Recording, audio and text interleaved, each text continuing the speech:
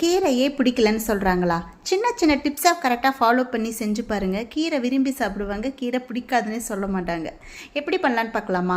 3 spoon பாசிப்பருப்பு. எப்போவுமே கீரைக்கு கம்மியாக தான் இருக்கணும் பாசிப்பருப்பு, பருப்பு ரொம்ப இருக்கக்கூடாது. இப்போ இதில் ஒரு 5 பல் பூண்டு, 10 சின்ன வெங்காயம், 3 பச்சை மிளகாய், ஒரு தக்காளி, கொஞ்சமாக மஞ்சத்தூள். ஏன்னா கீரை கலர் மாறாமல் இருக்கிறதுக்காக மஞ்சத்தூள். இப்போ நம்ம இதை வேக வச்சுக்கலாம். 3/4 பதம் வெந்ததுக்கு அப்புறமா ஒரு கட்டு அரைக்கீரை எடுத்து வச்சுருக்கேன், கீரையும் போட்டுக்கலாம்.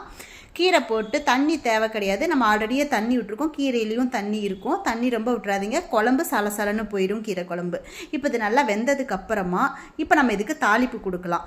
தேங்காய் எண்ணெயில் தாளித்து பாருங்கள், கீரை குழம்பு நல்லாயிருக்கும். எண்ணெய் காஞ்சதுக்கு அப்புறமா ஜீரகம் பொரிஞ்சதுக்கு அப்புறம் 2 காஞ்ச மிளகாய், கருவேப்பிலை கிள்ளி போடுங்க, 1/4 ஸ்பூன் பெருங்காயத்தூள், சின்ன ஸ்பூன் தான் அது.